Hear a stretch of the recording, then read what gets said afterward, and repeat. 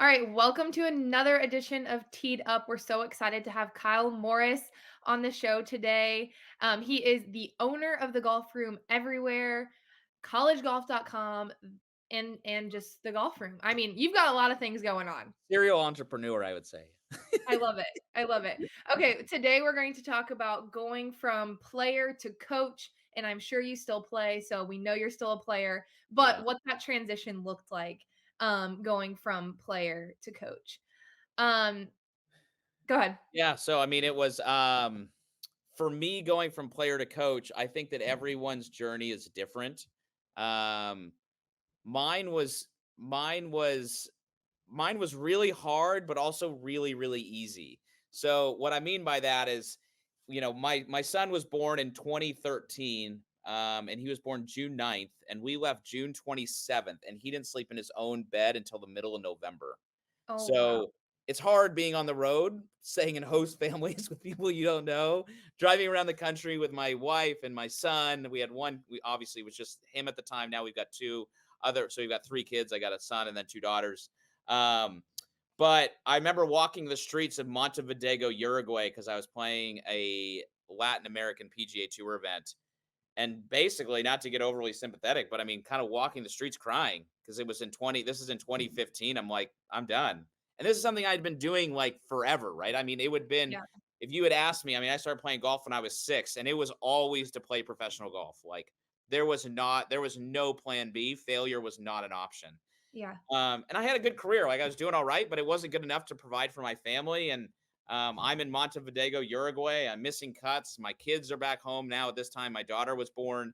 And I was like, I felt at that time, I kind of had a lesson book that was kind of starting to build back in Columbus. Because by the grace of God, like I said in another episode on Teed Up, I had, on my team of coaches, I had five of the team. I kind of what I would say had the greatest team of coaches on grass with Mike Bender as my swing coach and James Seekman as my short game coach and Stan Otley for putting and Pia Nielsen and Lynn Marriott from Vision 54. So so I kind of had started this venture of starting to teach, which really made it so that that stuff started to kind of tug in my heart back in, and this is in 2015, like I was saying. So and then it was one of my goals when we moved from Scottsdale, because I'm originally from Columbus, Ohio. One of my good buddies was Kevin Streelman, and Kevin Streelman Mhm. had like this man cave in his basement. I was like, sweetheart, if we move home, I got to be able to build Kevin's basement in the house. Like, that's the deal. And she's like, okay, fine. So we moved home, and I kind of had, I basically, we had found this spot that was in the back of a CrossFit gym in a Mhm. former kitchen that had a bay. And I kind of started teaching. And then I was like, oh, I started teaching, and that just grew. And at that time, I was teaching I was $100 an hour. And I was like, I had like 10 lessons a week. I'm like, oh my gosh, I am slaying it right now. Like, this is amazing. And it just continued to grow and grow and grow. And then in July of 2015, I was holding my daughter. She was napping. She was, just a couple months old. And I was like, I just really felt like a tug on my heart to say, like, I'm calling you to other things. Yeah. And I want you to get into the realm of teaching golf, and that's what I want you to do full time. And that's where I just said, all right, and then I just dove all in. Because I go, if I have something, I'm running a bazillion miles an hour. Okay. Yeah. There is no treading lightly with me. It's like, great, let's go bigger, faster, and take over the planet. Yeah. So, and then it grew.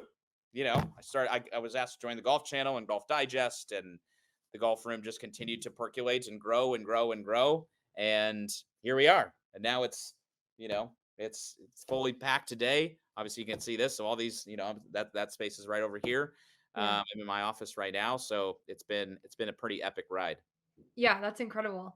So let's dial it backwards a little bit. So you said you started playing golf at 6, and Yep. then I would assume that you played high school golf. Yep. And what got you from high school golf to college golf? If we've got high school golfers or parents of high school golfers tuning in. Yeah, so when I was back in Columbus, Ohio, I was playing junior golf, trying to figure it out. I mean, one of the things which, as you kind of see in the little description that's right down Yeah. here, I'm owner of collegegolf.com, which Yeah. was really built out of the story that I'm about to tell you, which was Like I was a good college I was a good high school player, right? I was first team all state and district player of the year and blah blah blah blah blah. But you know, on in regards to the college recruiting stuff and all that stuff, I had no clue what I Mhm. was doing. None, right? I mean, I know that you played golf at Findlay, and I don't know if your story's anything like mine, but I would get the letters from like the colleges. This is back in Mhm. 2003, 2004. And I was like the questionnaires, I was like, they send those to everyone. I'm not going to send those back. Right. Yeah. That's just like a generic mailer. But it's like, no, no, no. Like that was the thing. Like that's how they got a hold of you. Okay. And when you would talk to coach, it was like, okay, like what questions do I ask? How do I write the letter back? Right. Because I'm not used to writing, right? Just like teenagers now, like they have no clue how to hold a conversation on the phone. Right. So like put them in a room with a 45-year-old college coach, and they're just going to be like, right? Right. So for me, this collegegolf.com really created me and my business partner, Rich Brazo, who's one of the 4 or 5 AJGA college consultants. It gave us an opportunity to invest into the hearts and the minds of these high school golfers to help navigate their way to essentially play college golf, because we truly believe that everyone basically can find a spot. But Okay.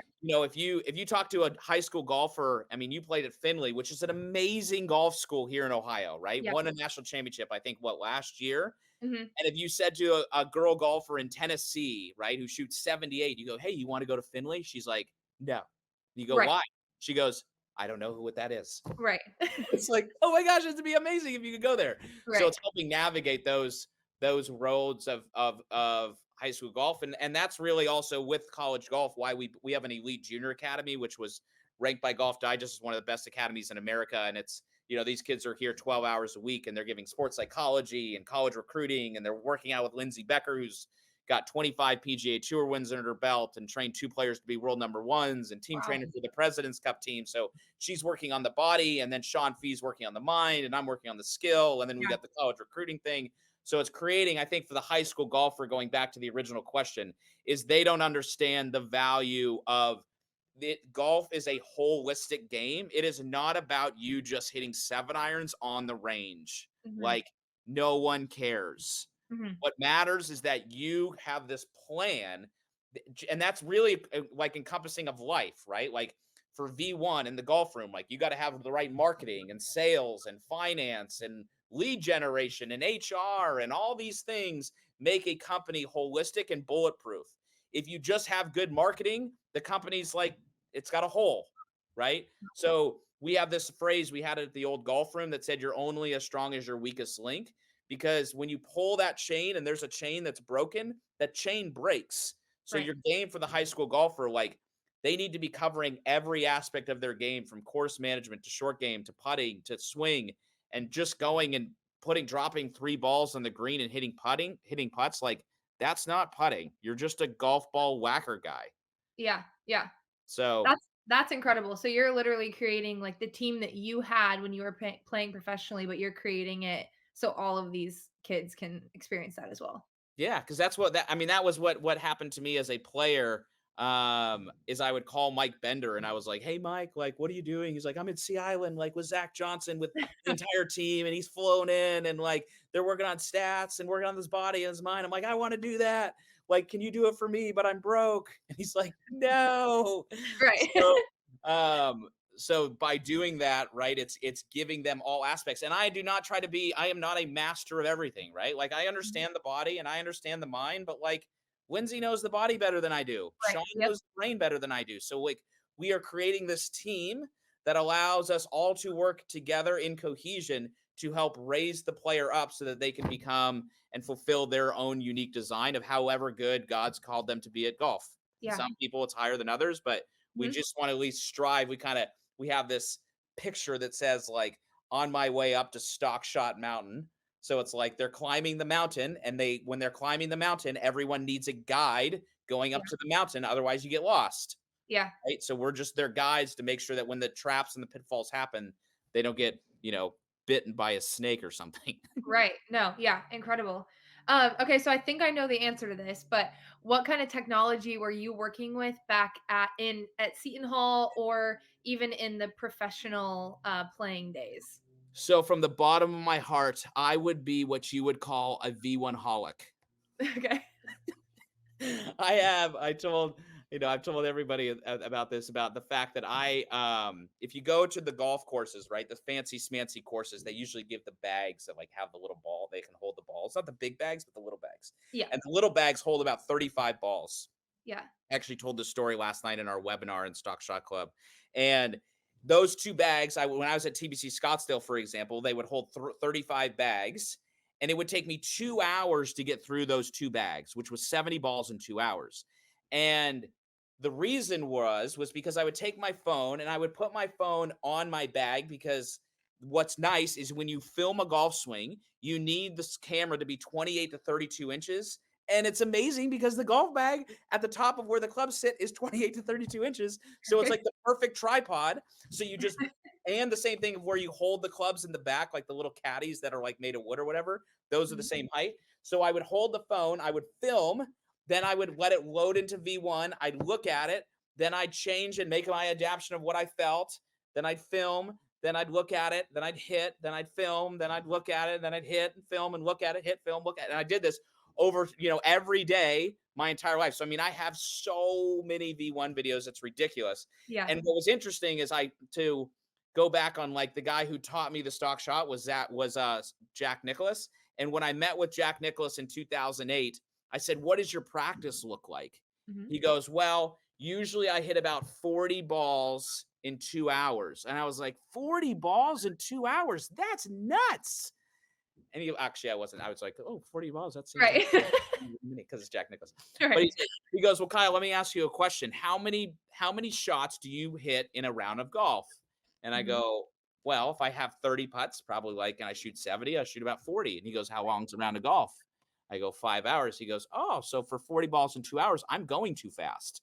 I'm like, "Oh," and that's hard, right? Like, so in our academy, we create that same stuff to where we create a lot of spacing and Okay. variability for our players, where we will give them 10 balls to hit over 10 minutes. Okay. So you hit a ball and then you wait for 50 seconds, Okay. because you need spacing and variability in your practice to actually, there's a whole learning thing with this, what's it called? The meta, that's some fancy smancy word. But anyways, to learn something, you need this idea of spacing and variability, to where Mhm. just racking balls and hitting, like, it's so against how you actually will learn something. You can memorize a pattern, but you're not actually learning a pattern. I think there's a difference. Just like when you and I would go to school, we would study our notes and stare at the page, memorize the notes. And I never got a B in my entire life. And if you said, "Kyle, what did you learn at Seton Hall?" I'd go, "I don't think I could tell you one thing." Right. Right. Because I memorized it, got a grade, but I don't know if I actually learned anything. Yeah. Right? And Yeah. there's a difference. That's Yeah. what we're trying to do with from players, is we try to really indoctrinate our players so that ultimately they can become their own coach, so that I can coach myself out of a job. Right. Perfect. We do not want welfare students. Love it.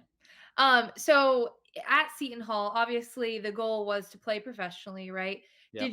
Were you thinking about time beyond that and what you wanted to do after that at all? Like any No, golf coaching thoughts? never. Not Never. one single iota. And Okay, I so think that, when did that change for you? well, it happened that basically what the me playing professional golf was always the goal, and there was plan A and plan A. Right? It's kind of the same thing that happened with the golf room. I had a student of mine who was in an entrepreneurship class, and he goes, "Kyle, like, did you ever think about failing in the golf room, failing?" And I go, "No, the Yeah. golf room won't fail. It Mhm. can't fail. Otherwise, I'll be homeless." Right. Right? Like, when you come to the golf room and you see it, you go, "Oh, good. Like, he must have some investors and like do this." It's like, no, I Mhm. own all of it, and all of the debt is in my name. Mhm. So failing is not an option. It has to work. Yeah. Right? So with the idea of coaching, it really changed in that summer of 2015, to where I gave my first lesson in February of 2015. I went to Alaska in July, and when I came back in July, I remember being in Alaska and telling my father, because him and I went on a fishing trip. I was like, "Man, if I could teach like 10, 20 lessons a week, I'd be slaying it." And like I Yeah. came back and I was like, "Oh my gosh, I have 17 lessons." Right? And Yeah. that's where like the tide started to turn. And I just felt like, I think everybody is given different gifts. Like God gives us different gifts. And I'm a good player, I had a good career, but like I am 100% in the position that I have been called to do, which is be, owner of the golf room and the golf room everywhere. Like Yeah. I was designed to do nothing else in regards of work than what I am doing right now.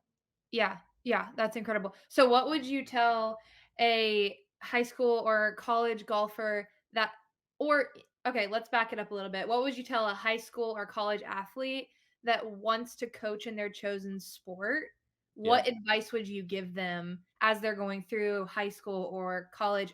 And then, even if they do, play professionally for a while? Well, I think that's interesting that you kind of say that because we have all these like 70% of my workforce is ex-students, Okay. Wow. which I basically, because of the academy, for example, we spend so much time looking at V1 video. Mhm.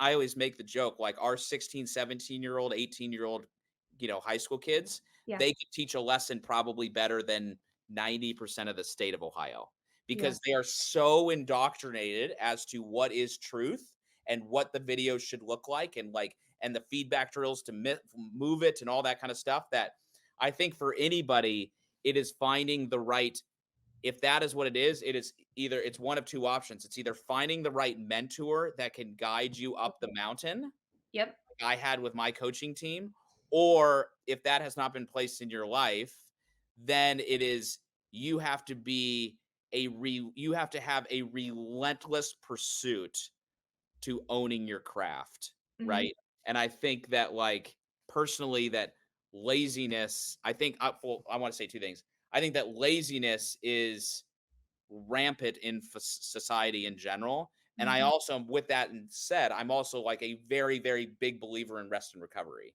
Yeah. right? So we have to be able to rest really, really well, but Yeah. we also need to be able to run really, really fast. And there's a time Mhm. for both. So like if I'm chilling, I'm chilling. If Mhm. I'm not chilling, I'm running a million miles an hour. And I run my Yeah. life on legitimately 3-minute increments. Okay. That's amazing. So All right. So last and final and fun question. okay. I heard you talk about Jack Nicholas, so we're gonna not let you answer with that. But who is the coolest person that you either played with at Seton Hall or played with while you were playing professionally? Um, Go. The coolest person that I played with, um, I used to have a pretty good group of guys in Scottsdale that I would play with. I would play with Mhm. Tom Lehman a lot. Oh, okay. Him and I were in the same Bible study together out there, and Kevin Nice. Streelman was great. I played a lot with Kenny Perry. So some Okay. of these, and this was when Tom Lehman and Kenny Perry were dominating the Schwab Cup. So like they are really good, but they were really, really good at this time.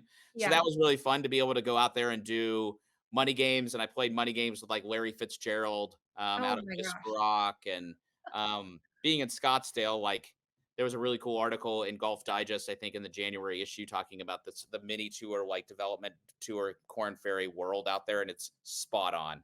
Yeah. So, but it's hard too, to be honest, like because I am a player, it's hard when you go to what when I'm watching golf on Sunday and it's like you see like Tony Finau and like I played with him all the time. We competed all the time, and Adam Hadwin and Keegan Bradley and I were like sparring partners in college. Like he was at St. John's, I was at Seton Hall. So like Oh, okay. we were both one, and it was like it was me or him. Like we were all winning, right? So it was like Yeah. we were top three in Big East like every year, like going at it. So it's hard seeing a little bit like, oh, like they make it and I suck. Mhm. So, but no, but then I kind of come back and go, no, no, no, like I'm exactly where I'm supposed to be right now with doing it at the golf room, and my calling's different than their calling. So, uh, 100%. That's great. That was a great message there. yeah, All right, Kyle, thank you so yeah. much Thank you for for having me. joining Teed Up today. We're so thankful that you took some time out to talk to us, and we are big fans of the golf room and can't wait to see what else you do. Thank you very much. See ya. Thanks for having me. Thanks, Kyle.